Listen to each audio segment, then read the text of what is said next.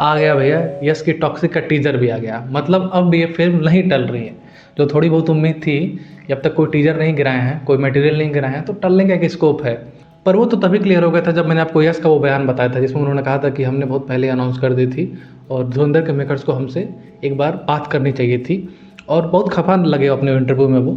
और एक चीज़ ये भी है कि उन्होंने कहा कि फैंस का ईगो हर्ट हो जाएगा। मतलब उन्होंने कहा कि फैंस बुरा मान जाएंगे अगर हम बैक करेंगे, जो कि जायज़ है। यस क्या किसी भी प्रभास किसी भी और बड़े फैंस से आप पूछेंगे तो वो कहेगा फिल्म फ्लॉप हो जाए, कलेक्शन कम हो जाए, पर भागना मंजूर नहीं।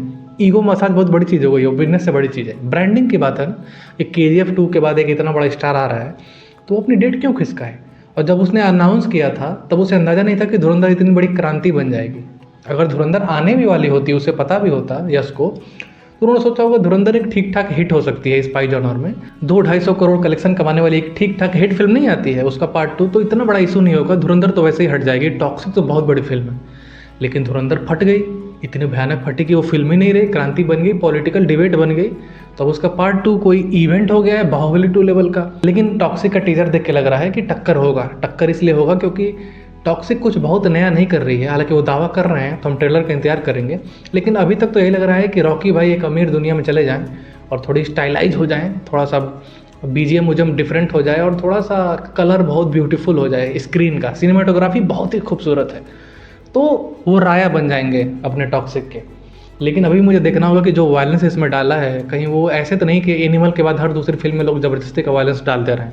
अभी विशाल भारद्वाज की फिल्म आई थी ओ रोमियो, नहीं चली, बेवजह वायलेंस डाल दिया है। एनिमल के बाद एक ट्रेंड बन गया है। लेकिन मैं उम्मीद करता हूँ कि इसके डायरेक्टर ने बेवजह नहीं डाला होगा, कहानी की डिमांड होगी। तो वायलेंस है, बोल्ड सीन्स भी हैं, टीजर में भी दिखे, ट्रेलर में भी थोड़ा सा देखने को मिला है। जो यस को ट्रोल कर रहे थे कि बिना बीएड के कब दिखेगा, बीएड बिना इसका करियर खत्म है, बिना बीएड के भी टीजर में दिखा दिया है। देखते हैं क्या वो बैक स्टोरी है या डबल रोल है। लेकिन यार सच पूछोगे तभी भी मैं कहूँगा कि बहुत पावरफुल टीजर लगा, अच्छा टीजर है। यस भी बहुत शानदार लग रहे हैं, सिनेमाटोग्राफी भी बहुत कूल लग रही है, सब कुछ यूनिक लग रहा है। KGF जैसा ही है पर थोड़ा सा बढ़ के है, और KGF जैसा होने में क्या बुराई है। अब मैं चाहता हूँ कि जो यस के फैंस हैं, जो कि बहुत सारे हैं, वो कमेंट सेक्शन में एक हम एक चर्चा करते हैं। मुझे लगता है पर्सनल लेवल पे कि डेट खिसका लेना चाहिए था काफ़ी पहले ही। अब नहीं खिसका सकते। अब कैसे खिसका पाओगे यार, अब तो ईगो बात आ गई है ना।